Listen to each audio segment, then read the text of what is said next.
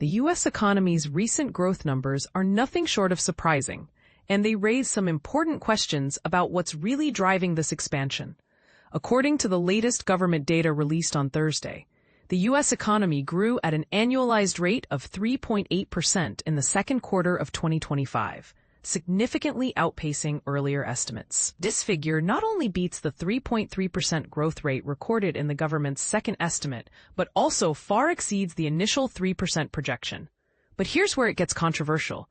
While this looks like a strong rebound, the numbers are influenced by factors that might not reflect genuine economic strength. To put this in perspective, the economy had actually shrunk by 0.5% in the first quarter of 2025. So this jump represents a sharp turnaround.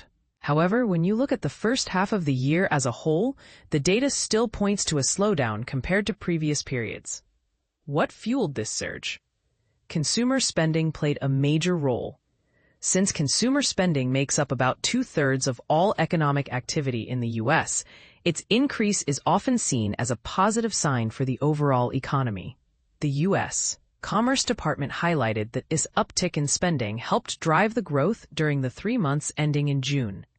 But, and this is the part most people miss, President Donald Trump's tariff policies have complicated the picture.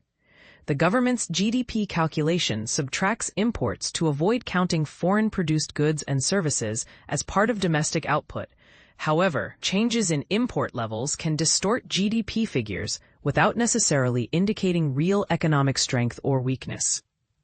For example, in the first quarter, GDP fell partly because companies rushed to import goods ahead of new tariffs, inflating import numbers and thus reducing GDP.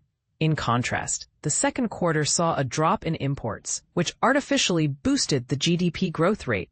The Commerce Department itself acknowledged this, stating that the recent GDP growth primarily reflected a decrease in imports, which are a subtraction in the calculation of GDP.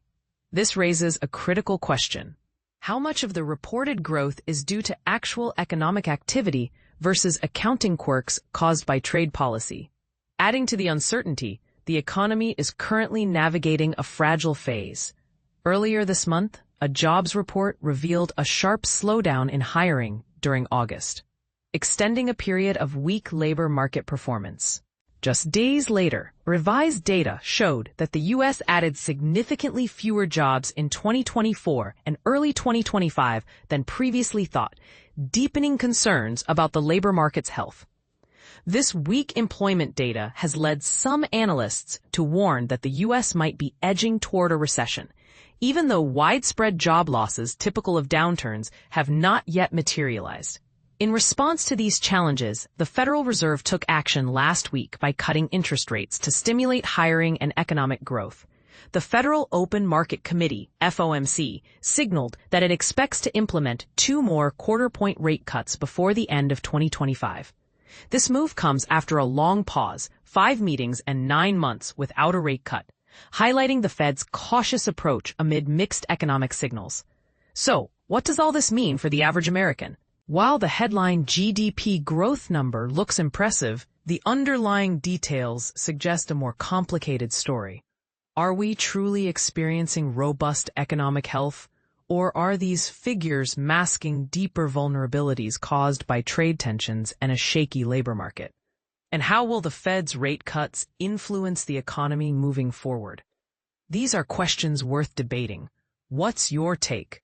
Do you believe the U.S. economy is genuinely on solid footing? Or is this growth just a temporary illusion? Share your thoughts and join the conversation below.